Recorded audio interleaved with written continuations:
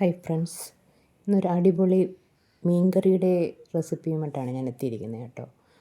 ഒരു രക്ഷയില്ല ഇതിൻ്റെ ടേസ്റ്റ്, അത്രയ്ക്ക് അടിപൊളിയായിട്ടുള്ളൊരു കറിയാണ്. അപ്പം അതിനായിട്ട് ഒരു വെള്ളച്ചൂരയാണ് എടുത്തിരിക്കുന്നത്. ഒരു 1/2 കിലോ ചൂര കാണും. ഒരു ചെറിയ ചൂരയായിരുന്നു കേട്ടോ, അത് മുഴുവനും എടുത്തിട്ടുണ്ട്. അപ്പോൾ അതെല്ലാം ചെറിയ കഷ്ണങ്ങളാക്കി കഴുകി വൃത്തിയാക്കി വെച്ചിട്ടുണ്ട്. ഇതിൽ ചേർക്കാനായിട്ട് ഒരു 10-20 ചെറിയ ഉള്ളി, ഒരു 5-6 കഷ്ണം വെളുത്തുള്ളി, ഒരു ചെറിയ കഷ്ണം ഇഞ്ചി, 4 പച്ചമുളക്, ഇത്രയാണ് എടുത്തിരിക്കുന്നത്. പിന്നെ ഒരു 4-5 അല്ലി കുടംപുളി വെള്ളത്തിലിട്ട് വെച്ചിട്ടുണ്ട് കേട്ടോ. ഇനി കറി വയ്ക്കാനായിട്ടൊരു ചട്ടി അടുപ്പിൽ വെച്ചു. ചട്ടി ചൂടായി വന്ന സമയത്ത് ഒരു 2 ടേബിൾ സ്പൂൺ വെളിച്ചെണ്ണ ഒഴിച്ചു കൊടുത്തിട്ടുണ്ട്. എണ്ണയൊന്ന് ചൂടായി വരുന്ന സമയത്ത് ഒരു 1/2 ടീസ്പൂൺ ഉലുവ ഇട്ട് കൊടുക്കുക. ഉലുവയൊക്കെ ഒന്ന് പൊട്ടി വരുന്ന സമയത്ത് നമ്മൾ അരിഞ്ഞു വെച്ചിരിക്കുന്ന വെളുത്തുള്ളി ഉണ്ടല്ലോ, വെളുത്തുള്ളി ഒന്ന് ഇട്ട് കൊടുക്കാം. വെളുത്തുള്ളി ചെറുതായിട്ടൊന്ന് ചൂടായി വരുന്ന സമയത്ത് നമുക്ക് അരിഞ്ഞു വച്ചിരിക്കുന്ന ഇഞ്ചി കൂടി ഇതിലേക്ക് ചേർത്ത് കൊടുക്കാം. ഇഞ്ചിയും വെളുത്തുള്ളിയൊക്കെ ഒന്ന് നന്നായിട്ടൊന്ന് മൂത്ത് കിട്ടണം, അതുവരെ നമുക്കൊന്ന് മൂപ്പിച്ച് കൊടുക്കാം. അപ്പോൾ ആ കളറെല്ലാം മാറി വന്നിട്ടുണ്ട്. ഈ സമയത്ത് ചെറിയ ഉള്ളി ഉണ്ടല്ലോ, ചെറിയ ഉള്ളി ഇതിലേക്ക് ചേർത്ത് കൊടുക്കാം.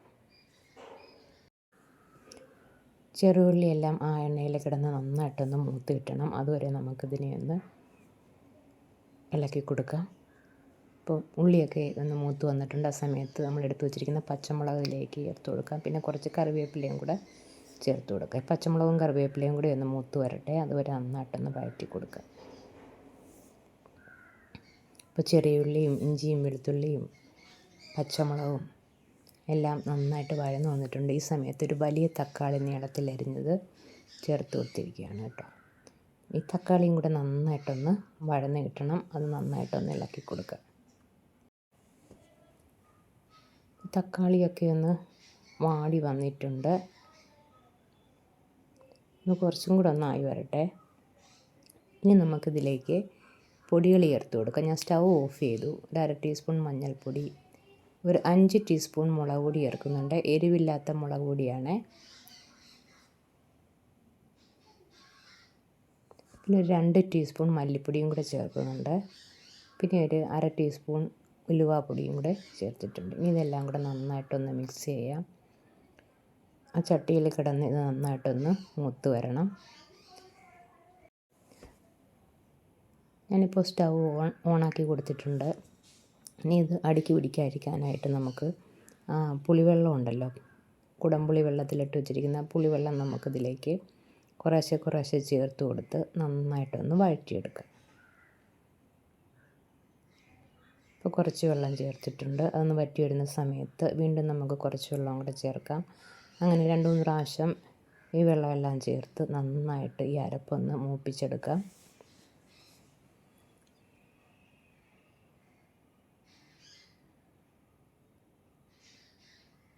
ഒന്നുകൂടി ഒന്ന് മൂക്കാനുണ്ട്. അരപ്പൊക്കെ ഒന്ന് മൂത്ത് വരട്ടെ, അതുവരെ നമുക്ക് നന്നായിട്ട് ഇളക്കി കൊടുക്കാം. ഇളക്കി കൊടുത്തില്ല എന്നുണ്ടെങ്കിൽ കറി അടുക്കി പിടിക്കാൻ ചാൻസ് ഉണ്ട് കേട്ടോ. അതുകൊണ്ട് നന്നായിട്ട് ഇളക്കി കൊടുക്കുക. അതിനുശേഷം നമ്മൾ വെള്ളത്തിലിട്ട് വെച്ചിരിക്കുന്ന പുളി ഉണ്ടല്ലോ, ആ പുളി ഇതിലേക്ക് ചേർത്ത് കൊടുക്കാം. പുളിയും കൂടെ ചേർത്ത് ഒന്നും കൂടെ നന്നായിട്ടൊന്ന് മിക്സ് ചെയ്യുക. അപ്പോൾ ഈ തക്കാളിയും പുളിയും എല്ലാം കൂടെ ഒന്നും കൂടെ ഒന്ന് തിളച്ച് വരട്ടെ. അപ്പോൾ നന്നായിട്ട് തിളച്ച് വന്നിട്ടുണ്ട്. ഇനി നമുക്കിതിലേക്ക് ആവശ്യത്തിന് വെള്ളം ചേർത്ത് കൊടുക്കാം. നമ്മുടെ ഗ്രേവിക്ക് ആവശ്യമായ വെള്ളം ചേർത്ത് കൊടുക്കുക.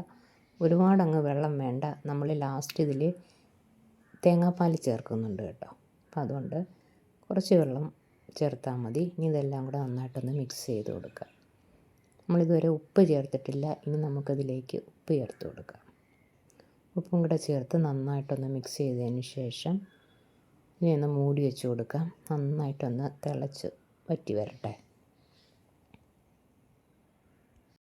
ഇപ്പം നമ്മുടെ കറി തിളച്ച് എണ്ണയൊക്കെ തെളിഞ്ഞ് വരുന്നുണ്ട്. ഈ സമയത്ത് നമുക്ക് കഴുകി വെച്ചിരിക്കുന്ന മീൻ ചേർത്ത് കൊടുക്കാം.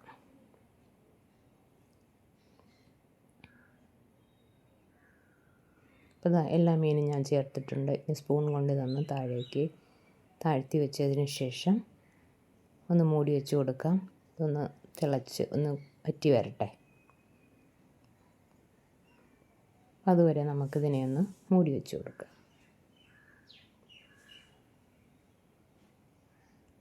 ഒരു 5 മിനിറ്റ് കഴിഞ്ഞപ്പോൾ ഞാൻ തുറന്ന് നോക്കി. കറി കുറേയൊക്കെ ഒന്ന് കുറുകി വന്നിട്ടുണ്ട്. ഇനി കുറച്ചും കൂടെ ഒന്ന് കുറുകി വരട്ടെ. നമുക്കിനി 1-2 ഐറ്റംസ് കൂടി ഇതിലേക്ക് ചേർക്കാനുണ്ട്. 5 മിനിറ്റ് കൂടി ഇരിക്കട്ടെ. വീണ്ടും ഒരു 5 മിനിറ്റ് കഴിഞ്ഞിട്ടുണ്ട്. അപ്പോൾ കറിയൊക്കെ ഒന്ന് കുറുകി വന്നിട്ടുണ്ട്.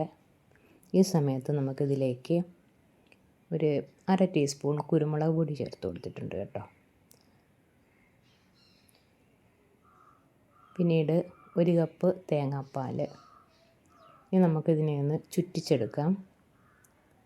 സ്പൂണിട്ട് ഒരുപാട് ഇളക്കണ്ട. ഈ സമയത്ത് നമുക്ക് കറി ഒന്ന് ചുറ്റിച്ചെടുക്കാം. ചുറ്റിച്ചെടുത്തതിന് ശേഷം നമുക്ക് വേണമെങ്കിൽ ഉപ്പൊക്കെ ഒന്നും കൂടി നോക്കാം. കാരണം നമ്മൾ ആദ്യം ഉപ്പ് ചേർത്തതാണ്. ഇനി ഉപ്പ് ആവശ്യമുണ്ടെങ്കിൽ നമുക്ക് ഈ സമയത്ത് ചേർത്ത് കൊടുക്കാം. ഞാൻ നോക്കിയപ്പോൾ അത്രയ്ക്ക് ഉപ്പ് കുറവൊന്നും ഇല്ലായിരുന്നു, കറക്റ്റായിരുന്നു കേട്ടോ. അപ്പോൾ തേങ്ങാപ്പാലൊക്കെ ഒഴിച്ച് ചെറുതായിട്ടൊരു തിള വന്നിട്ടുണ്ട്. അതിൻ്റെ സൈഡ് കൊണ്ടൊന്ന് ഇളക്കി കൊടുക്കുകയാണ് കേട്ടോ. ചൂര ആയതുകൊണ്ട് പൊടിഞ്ഞൊന്നും പോകത്തില്ല. അപ്പോൾ ഒന്നും കൂടെ തിളച്ചുന്ന സമയത്ത് ഒരു 1/2 ടീസ്പൂൺ വെളിച്ചെണ്ണയാണ് ചേർത്ത് കൊടുത്തത്. അതും കൂടെ ചേർത്തൊന്ന് ചെറുതായിട്ടൊന്ന് ഇളക്കി കൊടുത്തു. അതിനുശേഷം 2-3 തണ്ട് കറിവേപ്പില ഇതിലേക്ക് ചേർത്ത് കൊടുത്തു. ഇത്രയേ ഉള്ളൂ. ഇനി കറി നമുക്കൊരു 5 മിനിറ്റ് കഴിഞ്ഞ് അല്ലെങ്കിൽ ഒരു 10 മിനിറ്റ് കഴിഞ്ഞ് എടുത്തു കഴിഞ്ഞുണ്ടല്ലോ നല്ല അടിപൊളി ടേസ്റ്റിൽ നല്ല കുറുകിയ ചാറോട് കൂടിയ ഒരു മീൻ കറി ഇവിടെ റെഡി ആയിട്ടുണ്ട് കേട്ടോ. അപ്പം ഇനി വെള്ളച്ചൂര കിട്ടുമ്പോൾ നിങ്ങൾ ഇതുപോലെ ഒന്ന് ചെയ്ത് നോക്കൂ. നല്ല അടിപൊളി ടേസ്റ്റിലുള്ള ഒരു കറിയാണ്. അപ്പോൾ ഇന്നത്തെ എൻ്റെ റെസിപ്പി എല്ലാവർക്കും ഇഷ്ടമാണെന്ന് വിചാരിക്കുന്നു. ഇഷ്ടപ്പെട്ടുവെങ്കിൽ ലൈക്ക് ചെയ്യുക, ഷെയർ ചെയ്യുക, കമൻറ്റ് ചെയ്യുക, ചാനൽ സബ്സ്ക്രൈബ് ചെയ്യുക. Okay, thank you.